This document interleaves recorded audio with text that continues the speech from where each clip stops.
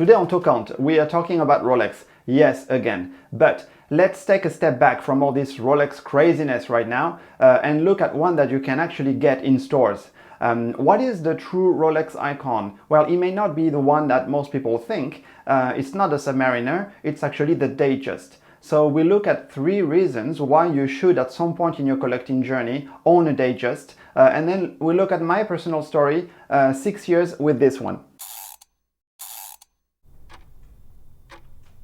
Hi everyone and welcome. I'm Ben. So let's talk about Rolex's true icon. It is not, as many people may think, the Submariner. That one came out in 1953. The GMT came out in 1954, and then the Daytona came out in 1963, so it's actually none of the other stainless steel sports Rolex watches. It's not even the date. That one came out in 1956, and it's much more limited in production, and it's precious metals only. No, so the true Rolex icon is actually the Datejust. Came out in 1945 for Rolex's 40th anniversary. And I don't think we can think of any other model that came out prior to 1945 that is still in production today and that is iconic. So the Datejust was the first self-winding chronometer that had a date display window on the dial.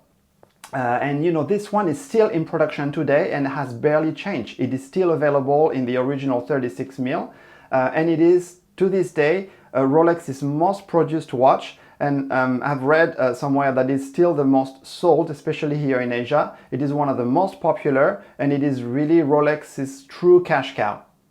So why would anyone in 2021 want to own a Datejust? Some may think, well, it's so boring and it's so plain and it looks like my granddad's watch. You know, I don't want to own an old-looking Datejust. Well, I think at some point in every collector's journey, a Datejust has its place. If you buy a Datejust now, you can be sure that it's going to look as timeless in 10, 20, 30, 40 years than the day you bought it, because you know, you can look at the record and it hasn't changed since the day it came out. The second thing is that if you wanted to go vintage, the vintage route, and you bought a vintage Datejust, depending on the dial that you get and depending on the strap that you put it on, it could look as current on one of the new Datejust in the catalog today. Maybe you don't want to keep it on the vintage Jubilee stretched bracelet, but if you put it on a nice strap, it can look very current and timeless. Then it's the history and the pedigree this watch has that can barely be matched by any other watch. And then finally, you know, it's the term iconic. If ever the word was used right, I think in this case, you know, it is perfectly fitted to this watch.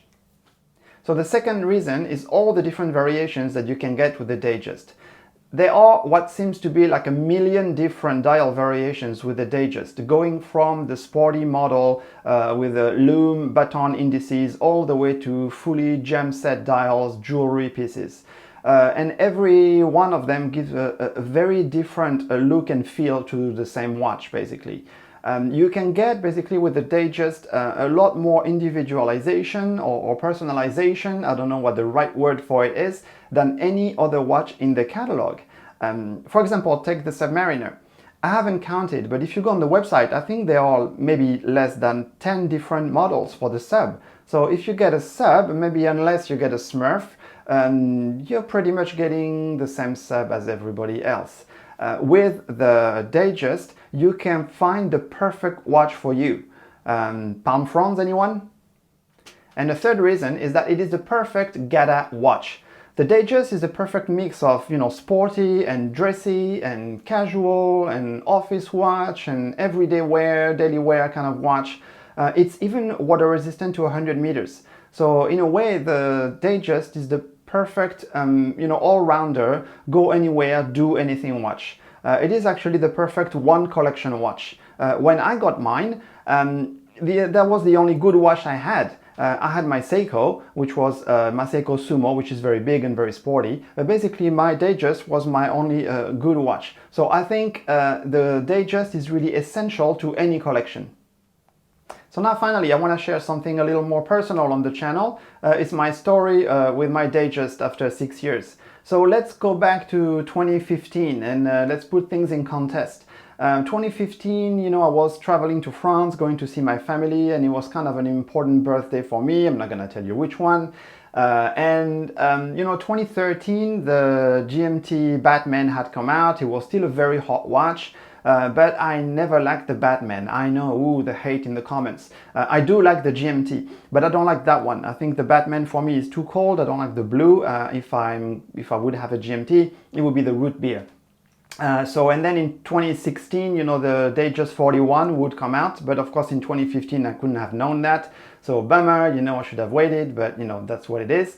So it was 2015, and at that time I was doing kind of a suit and tie, you know, very client-facing kind of job, and so I wanted to have a nice, you know, good watch. You know, as I said before, my only other watch was a Seiko.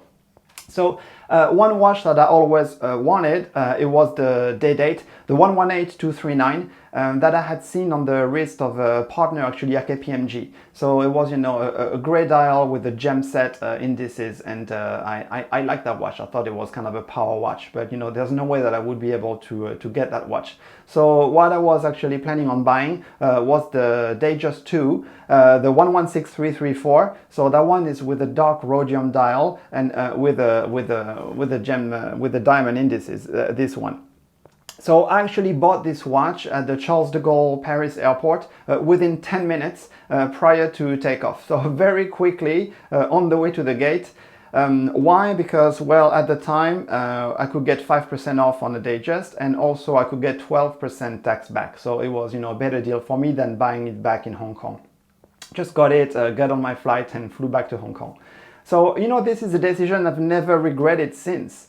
Yes, sure, looking back, you know, if I had waited a few years, I could have gotten the Datejust 41, which is probably better proportioned, but it's not worth upgrading now. And this is a watch that will forever stay in my collection. Yes, other stainless steel sports model, like, you know, the Hulk or the Pepsi or the Summit even, you know, maybe much hotter than a Datejust, but you know, those always come and go in popularity, and Rolex being what it is now and prices being so crazy that it's basically impossible to get them at retail, I think, you know, I don't regret my choice to have a Datejust. I think it's gonna stay forever in a collection, and at least I own a true Rolex icon. So I hope you've enjoyed this video and a little more personal story on my own watch. I know this is not the hottest Rolex to be reviewing on YouTube right now, but I think it's a watch that a lot of people overlook, and it is the true Rolex icon, so you should think about the Datejust more often. If you like this video, you know, give it a like. Please subscribe. I'm almost at 1,000 subscribers. Don't forget to ask yourself what makes you tick. Thank you for watching, and I'll see you in the next one.